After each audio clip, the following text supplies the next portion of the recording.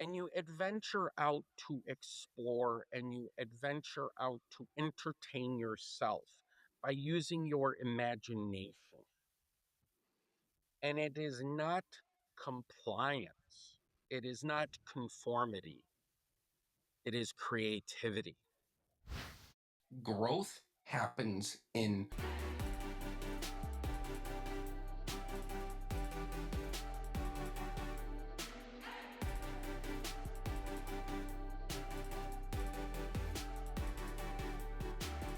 What if you turn hardship into greatness, anger into serenity? Everything changes. Make your life a masterpiece.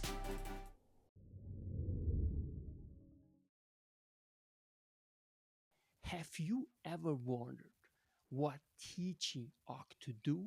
Why teaching can make a difference? And how great teaching actually looks like? This and so much more now.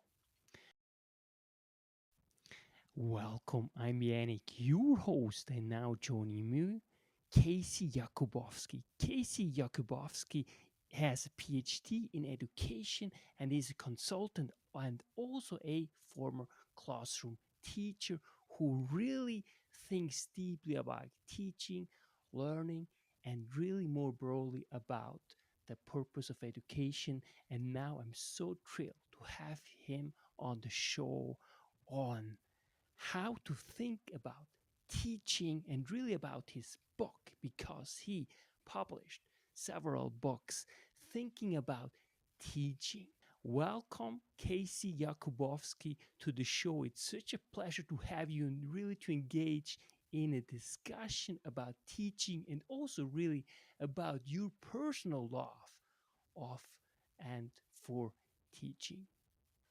Thank you so much. It's an honor and a privilege.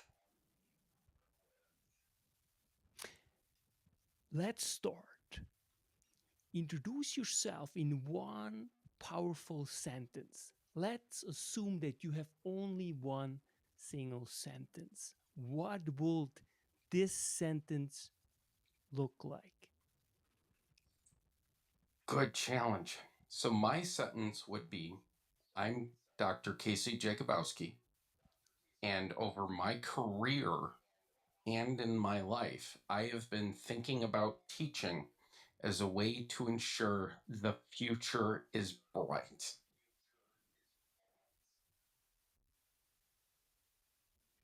Beautiful. And just to frame really the discussion, let's define education and then we really go specifically into teaching and how it relates to education. So, what is education and then what is teaching according to you? That is an excellent differentiation because education is learning new knowledge, skills, and ability no matter where you are and what you're doing. Teaching and formal learning happens in schools. And one area that I have learned over my career, and I talk about in my book, Thinking About Teaching, and my other book, Getting to the Hearts of Teaching, is learning happens anywhere, everywhere, anywhere. But if you are trying to teach, you are really ascribing a way to create opportunities for people to learn in a setting where your goals and their goals are often informal structures put aside. Because what happens is that in formal education settings, people have goals, people have desired progress, but it's not often aligned with what the individual or the person with knowledge wants to accomplish. And I think we've lost that differentiation as we have, for instance, in France, the Minister of Education says, I know exactly what page of the textbook every single one of my students is on every day. Whereas in the United States, We can't even tell you if we have a textbook because many of our school systems are so underfunded they can't afford it. So I think that as we are seeing in a lot of countries, parents who want their children to be successful are going outside of schools, formal schooling, and having those children experience because they're learning through their experiences. Whereas other families who are not as fortunate are trying really hard just to make sure that their child is prepared for their adulthood.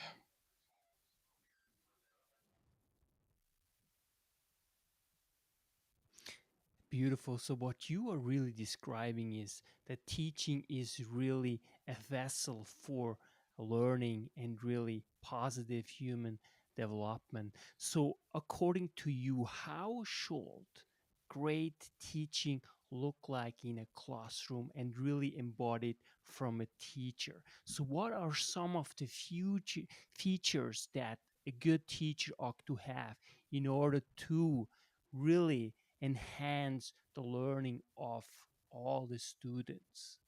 And then after you answer this question, I we backtrack a little bit and we look into a little bit your background, where you are coming from, and really what brought you into this beautiful, probably the most beautiful profession in the world. Mhm. Well, it's essential to think about the idea of what is learning and what is the joy. And I think teachers who inspire their students often have those students do hard things very creatively. And the way that I think about this is an inspirational teacher, such as an art teacher or a music teacher, or even a history teacher or a math teacher, who helps their students do difficult projects. But the students look at it and they go, wow, that was hard work, but I learned a lot. And boy, I feel proud of myself. That to me is so inspiring because if you are always successfully doing projects easily, you're not being challenged, you're not growing. Growth happens in challenge. And believe it or not, I learned that because specifically I had the opportunity to learn challenges as a young person. And that's why I am inspired to be an educator. Because as an educator, I want others to be challenged and I want them to be inspired to do difficult things.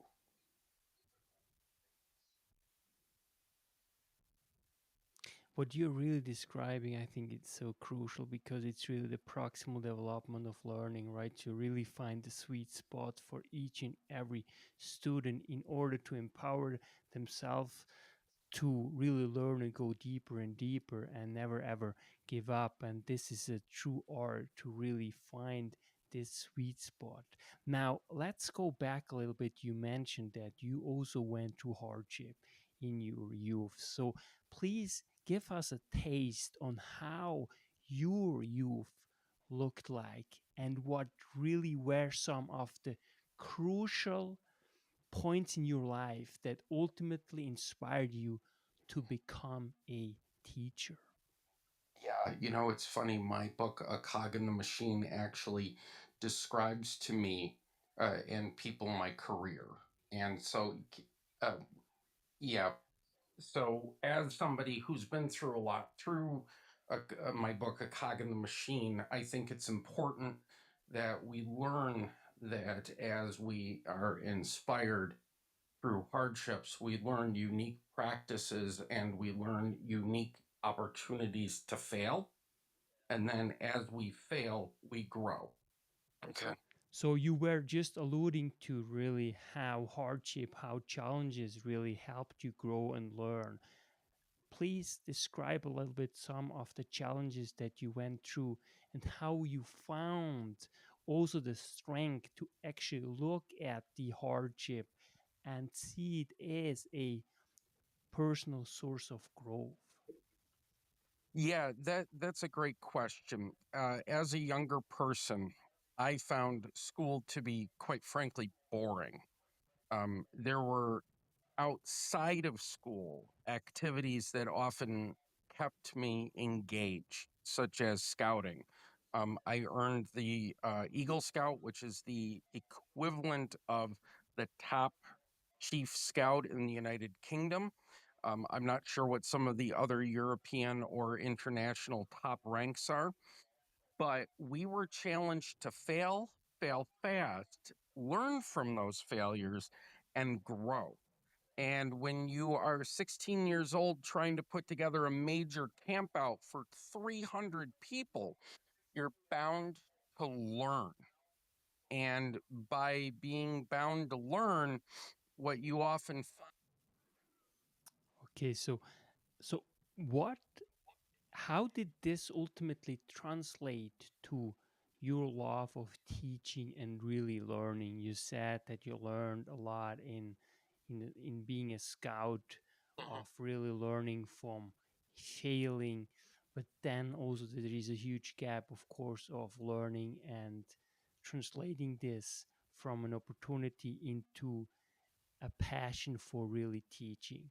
What was it that ultimately really initiated you of becoming a teacher and ultimately consultant? Yeah, so in the book, A Cog in the Machine, that I wrote, I talk about how in my first teaching experience, I was a rural social studies teacher. And in that experience, I noticed that we were under resourced, that there had been significant turnover in teachers. And I was teaching so many different courses. I was teaching seventh graders, ninth graders, 11th graders, 12th graders by myself, fresh out of school. And the students didn't care about the content. They didn't care about the names, the dates, the locations. They cared about what was aware in their life, and they cared about what was going on in their world. And so I had been very good at school. I was good at doing the worksheets. I was good at memorizing the knowledge.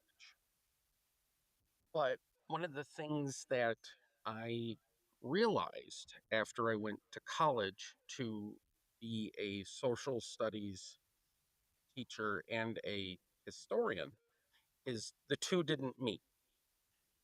Historians were very concerned about evaluating sources, they were evaluating arguments. Teachers were trying to respond to high stakes end of course exams. And because of that, when I went for my graduate degree, what I realized was if it's boring, if it doesn't matter, and if it doesn't connect with the individual, we are going to have a generation of students who become a generation of adults who say, this doesn't matter, this isn't valuable, this isn't important. And as somebody who was a summer camp staffer, where I was instructing campers why the environment mattered, why their actions impacted the world around them on a day to day basis, I saw huge disconnects between what we were expecting students to do in school and what campers were doing out in their camping environment. And then in my career, I left the classroom, not because of the students, but because of the fellow adults. I was bullied. I was bullied by my fellow educators, and I wasn't supported by my administrators. And so, even though I came in as a very bright person, people didn't want me. And people continue to not want me in educational systems. I have a doctorate, I've written multiple books, and yet I am not even interviewed for positions. Why? Because in our current educational structure in the United States, we say we want the best. We want to have these lofty goals. But in reality, what we are seeing are people who want sycophants or people who will say yes to them and make their lives easier. The best and the brightest are not becoming school district superintendents or principals. They're people who are encouraged because of friendship networks, which is wonderful. But I thought there was something called opportunity. And so, what I am seeing is, especially in education here in the United States, a system that is intentionally driving the best and the brightest out for the most compliant. And people may say, "Oh no, you're a doomsayer, you're a naysayer, you have such a negative outlook." But one of the points that I saw in my career where I was tasked with helping schools who were some of the poorest performers in the world, and I saw schools that were some of the best performing schools in the world, is it wasn't how hard the teachers were working. The majority of the teachers were working very hard. And it wasn't the students, because the students were really good. They were compliant. What I saw was a pure apathy to this idea of moving you from okay to outstanding. Or when experts have such imposter syndrome that they let others critique take away from their ability to be the people they need to be. And so I became a consultant and I started CTJ Solutions specifically because of the wasted talent I see. People are amazing, people are phenomenal, people have drive. What they often don't have is somebody going, you know what? You're in the wrong place. You need to be in a different job. And we are seeing that right now. We are seeing that in the States. And I feel that this is why the more you know, it matters. Because the more you know about how to take a little bit of history, a little bit of science, a little bit of technology, a little bit of the humanities, and put them together to ask big, powerful, mind exploding questions, we will have a better society. When was the last time somebody asked you about your favorite dinosaur? When was the last time you experienced the joy of learning about baking soda and vinegar mixed together? That is what we need. That makes the world a better place. What do you think is the reason why the most brilliant people get somehow, as you said, pushed out of the system, particularly in the US? You alluded to some extent, but dive a little bit more deeply into the issue. Yeah, the great question is, where did this start? And I think standing on the shoulders of giants, as I have read books, the anti intellectual history of America, or in praise of difficult people, or range, or the death of expertise, what you see is a common pattern of selfishness versus what other authors about leadership and leadership practitioners really know. A good leader promotes others. A phenomenal leader not only promotes others, but allows individuals to become their best selves. But that's hard work. That is difficult work. And it has to do with how relationships are constructed in formal schooling versus in education. In formal schooling, you have a board of education in the United States that is elected by people, and they want to serve as elected volunteer leaders, which means they don't want people complaining. They don't want people challenging. They don't want people causing difficulty. And then they hire a superintendent who is responsible for the day to day operations. They too do not want people complaining.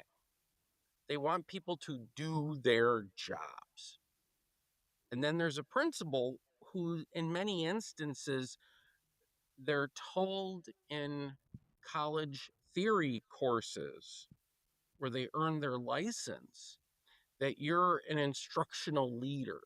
You are to inspire and move your staff. Within reality, though, most principals are middle managers who deal with problems with kids, problems with adults, problems with parents. And for a lot of them in the United States, it has become a challenge around sports. And well, I don't want to deal with that. I'm challenging that book, or I don't want my child exposed to that. But what that does is it creates an individualism that that gives preference and priority to the I as opposed to the we. And I think it's really interesting that if you look at the comparison of education in the United States versus, say, Europe, I have not seen many countries in Europe cut humanities and liberal arts and social sciences or close colleges the way the United States is going through that right now. Partially because, to my limited knowledge, and I would love to learn more. So if there's a university over there that'd like to bring me on, I'd love to come over and visit for a while. You see the idea of, if you're okay and your neighbor is okay and their neighbor is okay, we're all okay. Here in the United States, it's I'm okay, my family's okay, and to hell with the rest of them.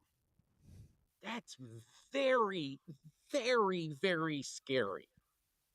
It's extremely scary when the entire education system in a country is built upon how can I get through my job with the least amount of conflict. And how do I get through my job without annoying others or them annoying me? When in reality, we've lost sight of the purpose of education, which is how do we ensure that everybody is given the opportunity to work at their top talent in their top opportunity? We don't see that anymore. Silly question here. Why does the United States have 70% of its university instructors currently at adjunct or non permanent positions? The answer, we have made education a check off, and it is a business too. And I know everybody says that. I know people will say, but in my country, that's happening too. But the difference is if you are a precarious employee, you cannot work at the top of your intellect because you're always worried about, am I going to have a job? Am I going to survive? Can I provide? And I think that this business of making sure I have an easy job as a manager, I refuse to call them leaders, they're managers, has created a sense that I don't want the best and the brightest. They're too hard to work with. I want compliance. I want somebody who's going to take what I direct them to do and do it without question because that's easier for me.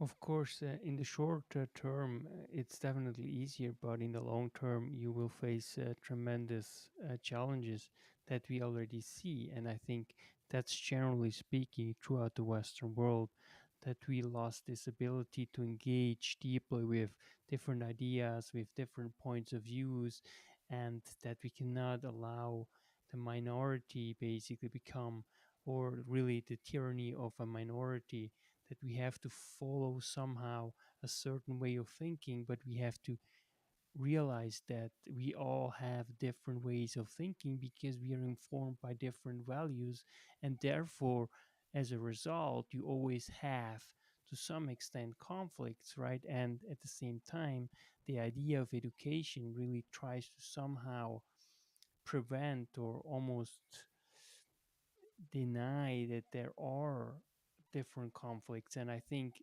education in and of itself is really the most democratic way of being a citizen and really living a purposeful life. So what Mhm. do you think is the biggest problem when we have this idea of education, which is a very noble idea of education? And I think, therefore, we can never ever really achieve it fully, as well as when it comes to democracy, right?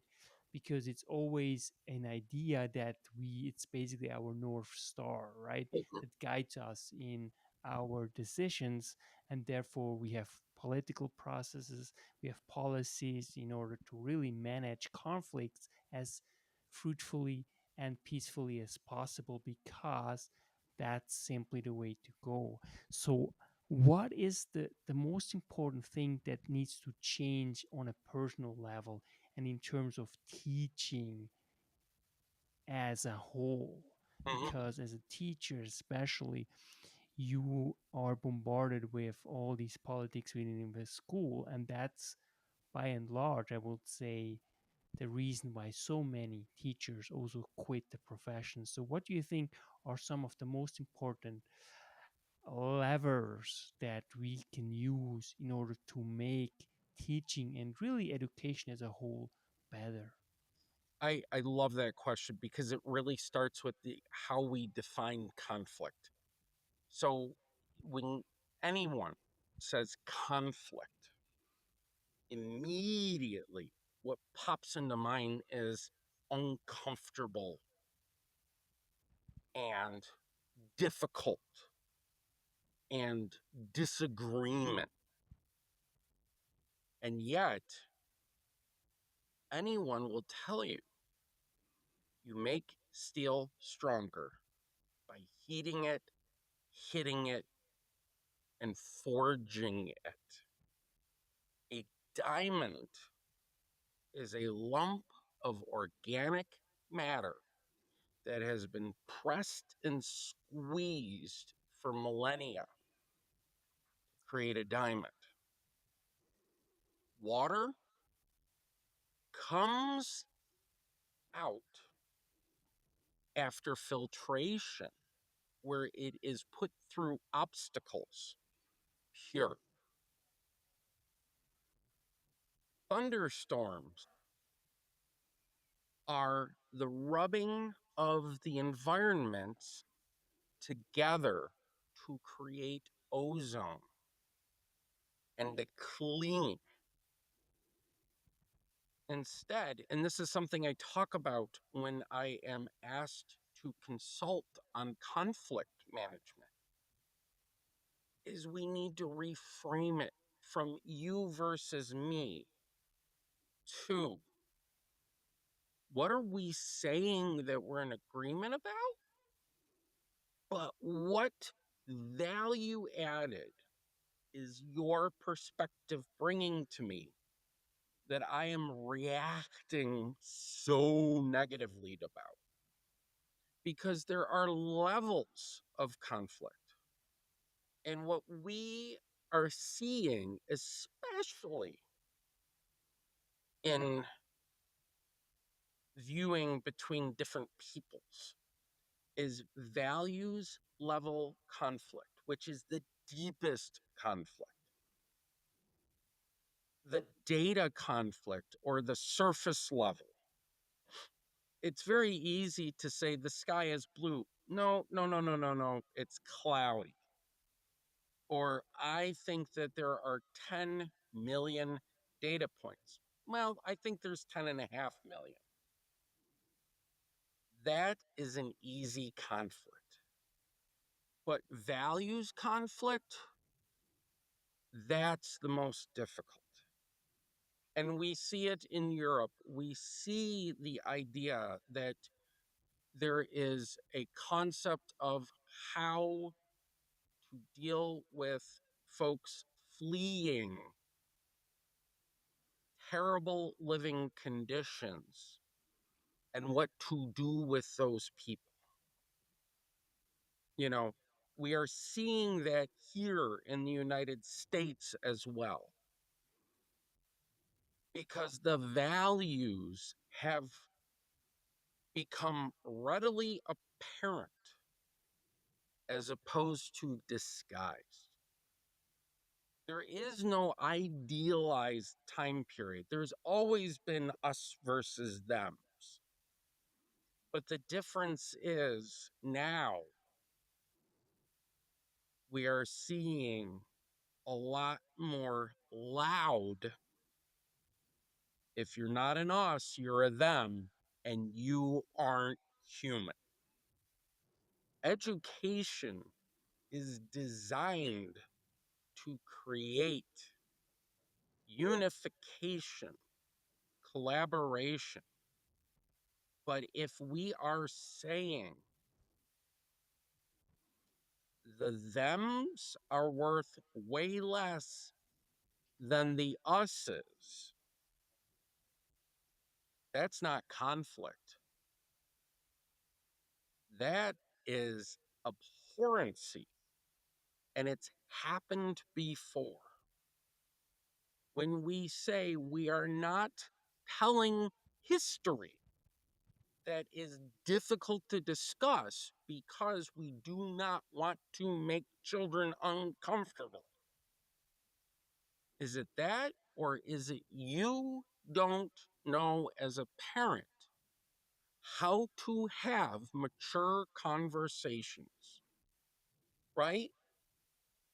And we must, as a world society talk about we do a lot right, but we are not doing a lot correct. And that is what I see. The biggest issue is that people want ease. They do not want to be challenged. They do not want discomfort. They're talking about creating the vibe or the existence, which is calm, cool, and collected. I would love to live a life where I can ignore, but I can't.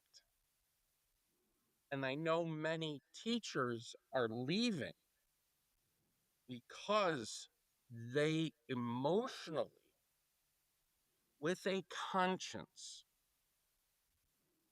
cannot continue this example day in and day out, where they were taught and believe in a higher ideal, but the day to day patterns and rhythms are nowhere near.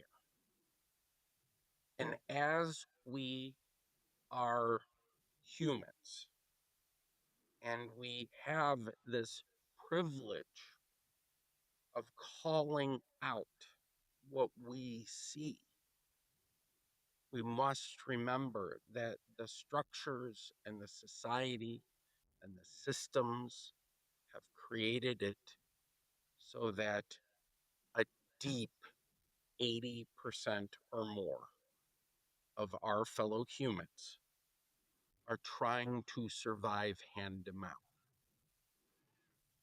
And that is why when we ask teachers to be miracle workers, which in America, I don't know how many of your listeners actually realize this, but the United States' teaching burden is such that we are in the top 5 countries in the world with teacher to child contact time.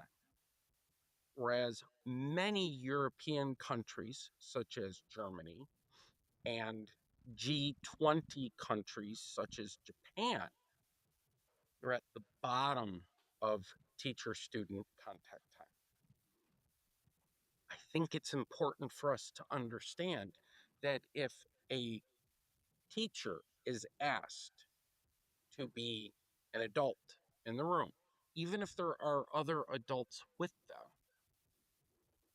for 7 hours out of 8 or 9 a day, that is not education. That is child sitting, and it is chaos containment. And yet, if you look at firefighters, military, nursing, emergency people, folks who are involved day in and day out with the emergency crisis, there is a strong conversation around their mental health is breaking. 2 years ago, I was a school district administrator in a small rural K 12, pre K through 12 district of just about 400 children. I had teachers who I needed to step into their rooms because they were at the tipping breaking point. And it wasn't that anybody was at fault, it was the fact that the needs of the children were so elevated, or even small classes of 15, 16, 17, it was too much. I saw adult teachers sacrificing their own family's time and health in order to make sure their students had what they needed. Why? Because the system, even if it didn't directly say this to them, because almost all of them were young females who had young children at home. Other people's children are more important than yours. Hey, oh my goodness, go back to COVID 19. How many Europeans were forced to go into work day in and day out versus in the United States, where we actually had states that said to educators, I'm sorry that you may have a health condition. You need to be in school. You need to be taking care of those 20 or 30 little angels. And it doesn't matter if you're going to get sick and die. It doesn't matter if a family member of yours is going to get sick and die. That's your job to society. I was fortunate and I was blessed I could work remotely. I was very blessed. But we had in America over 1 million people die from COVID 19 because the decision was made that they were sacrificial. So if you look at our structure and our reality, the needs of the many do not outweigh the needs of the few or the one. My need outweighs the many's needs. And we are seeing that as it happens day in and day out. And it is causing stress to no end, especially in education. Nurses, they're doing a good job. They're getting their structures to the point where it's not perfect, but it's better than it was. But not in education. In fact, there are reports coming out all over the place in education. Oh my goodness, we're overstaffed. We're overstaffed. Population is going down, enrollment's going down, but we're overstaffed. There's too many adults. Because in the United States, it's a business. It's not a service, it's a business. So let's dive a little bit into the needs of the children needs, and I want to know from you how they changed and also why they changed so much, why it became so much more demanding, especially for teachers. Partly you could make the argument because of COVID, because also a lot of policy that were actually implemented had potentially, and we still can't really quantify the negative effects that it had on children, right? When they don't have this direct contact with each other anymore. So what would you say that has changed over the past, let's say, 10 years in terms of the needs of children and the demands it puts on especially teachers?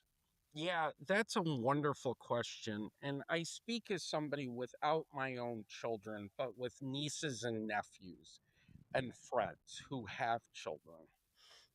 What we have seen, especially in Western society, is this idea of entertainment and engagement nonstop versus the ability to be bored and to find your way into imagination and play. I love growing up in the 80s. I loved not having this stupid device because, and I find it now in amongst myself, it's an attentive, addictive device. I loved, though, that as a young person, I was outside or I could read at the library. I loved my local library. I loved the books. And thank God my parents supported that literacy habit, right? But there was imagination, there was adventure. We could do dangerous things safely when I was a child. Nowadays, that's not happening. What we're seeing is parents are being told that you need to have your child engaged nonstop, entertained nonstop, and you need to use electronic devices to do that. Whereas the research says very emphatically that it destroys children's brain growth correctly. We are seeing so many children who cannot be bored. They must have technology to entertain them. They must have flickering and flashing lights and sounds, and they must interact constantly to get the dopamine hit in their brains.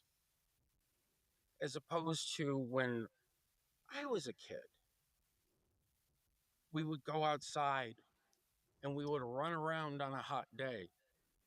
But then when it got too hot, we'd sit under a tree and we'd look up at the clouds and we go, wow, that cloud looks like a duck. No, that one looks like a bear to me. And we would tell each other stories and we would make up games and we would get into stuff that wasn't purpose built toys, but were boxes and sticks. And we would count leaves on the tree. We would look at flowers. We'd watch snakes in the grass. Now, I know it's very different if you happen to have a saltwater crocodile in your backyard vis a vis what we have in the Northeast. But how many times? And this is why I think the Duke of Edinburgh program, is it Edinburgh or Edinburgh? I think it's Edinburgh. My apologies to the Duke. The program says go out, go on an adventure, go with friends, go walk.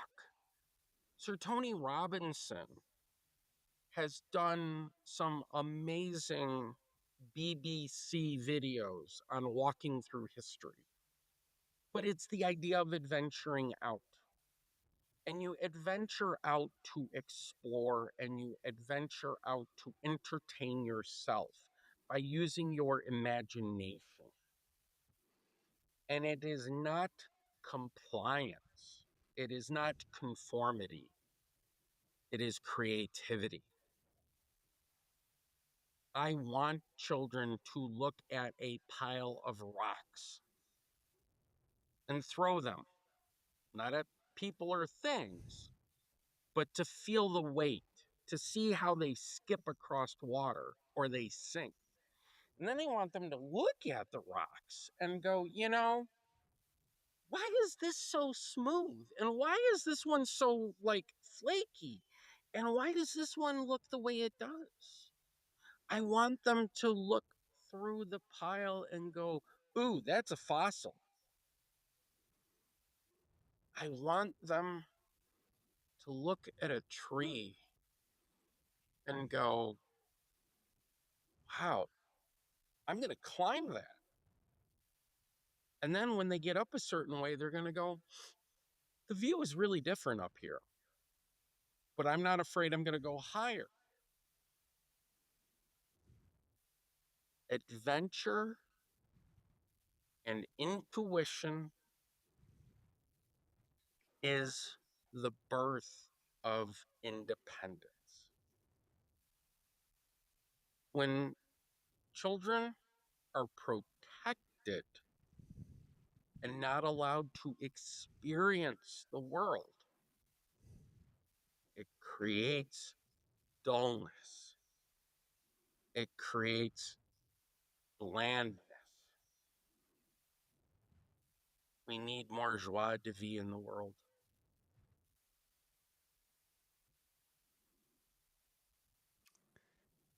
What do you think is the reason why we lost this opportunity, especially for the future generations? Why don't we keep exploring as we did in the forest and in nature? Why is there a sense of overprotection? Why is that? What do you think? Well, it's fear based, right? And it's also legal based.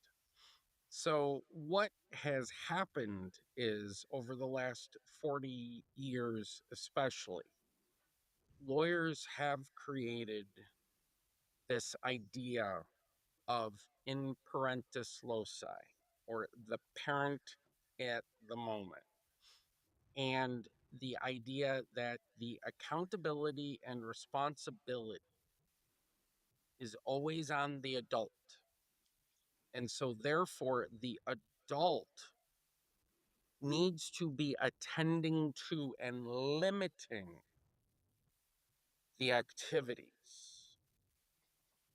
Because the minute you get somebody's children or money, you open yourself to liability, to suing.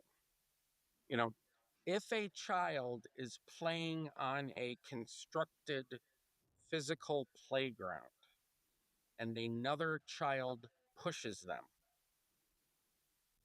then it becomes a legal civil matter, as opposed to, oh, we need to teach the kids how to play nice together, right?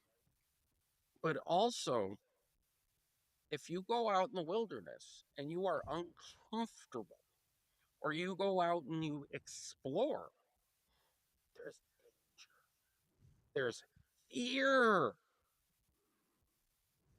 Sub- Suburbs in the United States are very different than suburbs in the many European communities.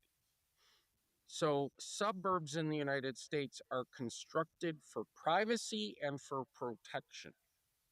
You have a fenced in backyard that your children play in so that you can keep an eye on them. Because anything of the front of the house or a communal playground without parental supervision is considered dangerous, because our country has been raised on the fear of kidnapping, on the fear of pain, on the fear of injury, on the fear of death. Fear, fear, fear, fear, fear. You are afraid, you are afraid, you are afraid, right? Whereas in cities in Europe, you have children who can enter mass public transportation to go to school by themselves. Here in the United States, parents don't even trust the school bus to take their children. They themselves drive the child to school, drop them off, go do some things, or they go to their work, and then they come back to pick their child up.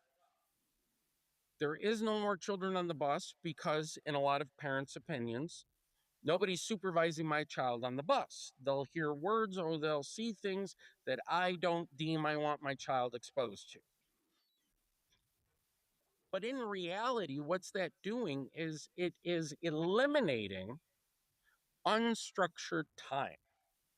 It is eliminating places where, yes, bad things can happen. I was bullied on the bus. I was bullied at lunch. I was bullied on the playground. But if we completely end adversity, and I do not support bullying in any way, shape, or form, we take away from our children their ability to learn how to self advocate and how to deal with people. And we are seeing that now in the adult world. We are seeing, especially in my country where people are actually relying on their parents to do everything for them, including intervene in their work. Could you imagine, as someone, getting a phone call from a parent about an employee who is over the age of 21? It is laughable. Yes, it is laughable, but it happens. These are not young 15, 16, 17, 18 year olds. These are 20 some year olds. Why? Because that is their only child. And they feel that as a parent, their job is to bulldoze every negative and every obstacle out of their children's lives. So instead of teaching them how to overcome, they're doing the hard work for them. And And ultimately, as you say, right, we are depriving them from learning opportunities, right? mhm, And teaching opportunities. that's right. And it's educational opportunities, because I don't know about you, but the last time I used exponents in math was 30 years ago. But I use almost daily map skills. I use almost daily interactions with people. I use self advocacy daily. I use information evaluation daily. Heck, as we figured out today, I'm needing to learn how to troubleshoot technology. But part of this is a phrase that I often say quietly when somebody asks me for information, or they ask me how to do something, or they ask for things. It's like, is Google broken in your home? To me, when I was young, I always curiously, curiously, with curiosity, wanted to find out the answer. Now I see a lot of people going, oh, well, they've lost the joie de vivre. They've lost the raison d'être. They've lost their reason for being. Humans. What if what if we really lose, especially our children, we lose this ability of imagining a better and more fruitful world, especially in America, because I think it's a precedent. It's a really an incredible experiment. What happened really in the United States the past 300 years, I think, and it has to do a lot with really an imagination. Really look beyond what is and really strive for something much more life giving than currently. Yeah. It means um, conformity. It means lack of invention. It means lack of idealism. It means that museums shouldn't exist, because why? Libraries shouldn't exist, because why? And we will almost become like the characters in the movie Wall-E, which I don't know if you've seen it, but it tells a post apocalyptic story of humans who had to flee to outer space because they destroyed the world based upon junking it for consumerism. And the movie describes how there is a single robot left that day in and day out does its function, which is to clean up. In outer space, the humans are in recliners, constantly drinking a nutrition shake, and they've ballooned up. They're out of shape. They just exist. Or we have The Matrix, where the idea of that movie was an alien force imposed on humanity. The fact that humans would become batteries in their machine. When in reality, what I see is a return to the industrialization days before unions. And I have to tell you, I am in awe of the unions in France and Italy and Germany. I mean, I love the fact that in France, they were trying to raise the retirement age for a group of people. And the farmers came in and they decided that that was a really, really disgusting proposal. And to demonstrate how much of a feces level proposal it was, they hosed down Parliament with their manure. That to me is insane because in the United States, people are losing the right to even protest. They're getting arrested in the streets for not having a permit to protest. Why? Because we don't have imagination. We don't have inspiration. We don't have. We are giving all that up so that we can quote unquote feel safe. But it's manufactured, right? It's manufactured. Do I feel safe? I happen to live in a liberal state in the United States, the state of New York. It's not the city, it's upstate. So there's a lot of farms and things up here. But in political speech and ideology, your liberal left wing parties would look at our liberal left wing parties and go, y'all are centrists. Because what has happened is the vision, the idea, the belief that all people are created equal, all people have the right to freedom of speech, religion, freedom from hunger. We have looked at the fourth freedom that our president FDR said, Franklin Delano Roosevelt, and said in his famous Four Freedoms speech, which is the freedom from fear.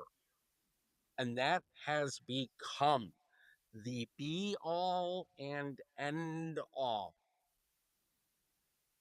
And parents are afraid, and in the way that they are creating their children's existence,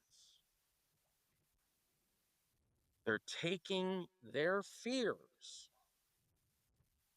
and they're saying to the child, you cannot have the experiences I did because I am afraid for you. Whereas the child does not know what it was like to fall off a four-wheeler when they were out in the woods, like my brother did, or to trip when you're on a hike and have to take care of yourself by bandaging your ankle and getting some sticks to go back to the beginning. Parents in the United States are consistently checking in with their child. They have location devices that will tell them exactly where their child is. It is the surveillance state. And I know a lot of people would argue that we need to be safe and we want safety, which I get. I do not commit crimes. I understand that there are a lot of people who believe that the only way we can prevent crime from happening is constant surveillance.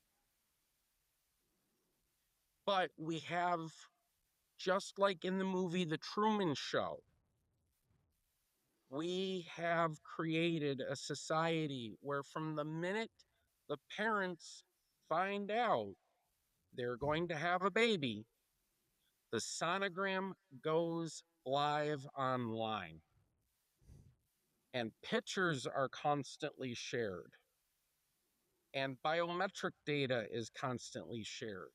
And all of the sharing is such that we ensure that as long as we cocoon our children and we surveil them, that our fear of them coming to harm will not happen. But we have also begun to say your fear of your child's failure is limiting them learning and growth opportunities. We must allow failure that is growth. I think this is beautiful. And what you're also really saying is that at the very, very bottom, we really agree on the necessity of all these things that we really disagree, but we disagree not so much about the the basics, but how we go about it, right? And I think we all want security, but there's only so much we can, and therefore it's a question of how we ultimately go about all these things, right? And that's always very hard. On a positive and a more positive note, I want to ask you the second last question. That's really what makes you hopeful when you look at your personal practice, what you experience with teachers, with administrators, and so on and so forth. What makes me hopeful is how curious children are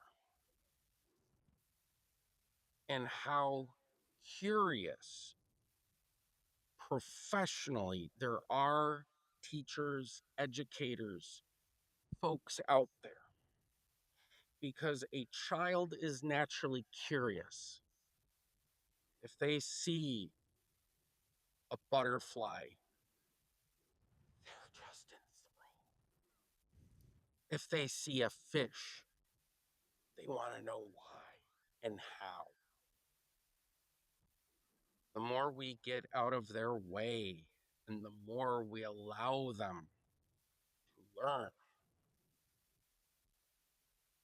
standards become a tripping hazard as opposed to a bumping your head hazard, right? We want to teach our children to be the best scientists in the world. And all 290 some countries want to do that too. We want to teach our children to be engaged in the question of how and why. It takes intellectual curiosity to do that. And 4-year-olds have it in unlimited opportunity to do it. But then we say you must conform. I say, let them not conform. Let them be curious. And if we model cognitive curiosity as an adult, right? My phone tells me how much I use the different apps on it. And it says I'm on games and I do Facebook and I do social media. But it also says I use Wikipedia quite a bit. And I use Google Scholar quite a bit. Because I see something, I hear something, and I want to know more about it. I want to know why Frank L. Baum wrote The Wizard of Oz in upstate New York. I want to know why the Haudenosaunee, specifically the Oneida, welcomed the Tuscarora from North Carolina when they were moved out. I want to know why there are islands throughout the French internal departments, such as Tahiti. And I want to know how the Scottish came up with haggis. And I mean, I am Polish. There are kielbasa or Polish sausage in my ancestry. And I am Irish. And there was bangers and mash and bobble and squeak. So I get it. When you don't got a lot, you make it work. But I'm curious. I see people with curiosity. I met some of the most curious people in the world. But I want us as a society internationally to say to the curious, you are needed, you are valued, and we are going to support you. You may not have a wealthy life, but you will have a comfortable existence because I believe and we believe that all of your deep, deep, deep curiosity from when you were 5 year old and you took baking soda and you put white vinegar on top of it and the volcano exploded. I want you to ask why, and I want you to go, it doesn't matter. And when you reach out to grab a cup of coffee or tea in your absent mindedness because you're so focused in on finding out, you won't have to go, oh, I have to go buy myself coffee. It will be there. Because even the people who are most challenged in their existence will find work that is fulfilling. And there are some places where people who are afflicted with Down syndrome, their job is to go around and make sure people have coffee or tea or croissants. And they feel like they're doing something that is worthwhile because without the coffee, the tea, or the croissant that these young men or women with Down syndrome brings, then their scientists, and yes, that's what they call them, their scientists, will not find a cure or will not fly to the moon because they know that even though they are not doing the calculations, but they are bringing help to discover the cure, go to the moon. And that is a life well lived. Beautiful. Last question. What makes you truly feel alive? Oh, oh my gosh. There are so many things from the breeze to the sound of a quiet lake to a bird chirping to the laughter of my niece to the chuckle of my nephew to the smile on the faces of people. There is just so much. And I often find and fight my negativity, and I often fight and find my depression. But what I realize is I believe in people. And I believe in their ultimate ability to overcome and to become their best. They are not okay. They're outstanding. And that's why I adopted it as my motto to move you from okay to outstanding. Dr. Casey Jakubowski, thank you so much really for your time and for being truly a gift to me and really to the world. Thank you. This has been an honor and a privilege. Dr. Casey Jakubowski. That's why knowledge matters.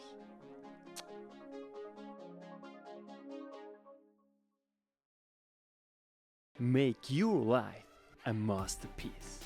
Visit now programs.the-ykm.com. Meant to